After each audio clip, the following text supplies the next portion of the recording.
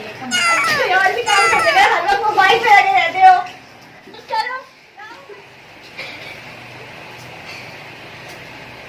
बेटा, mobile use करने से आंखें खराब हो जाती है, इतना मोबाइल यूज नहीं करते।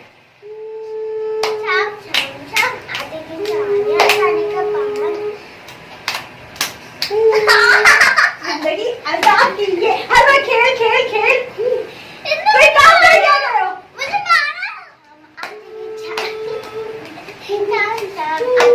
बेटा खेल टाइम खत्म करिए, पढ़ ले आप। ये ज्यादा सीखा है तुमने? हाँ, हर वक्त मोबाइल में लगे रहते हो, हर वक्त कोई ना कोई काम नहीं करना होता तुम्हें। सही करो, सही चादर बिछाया करो।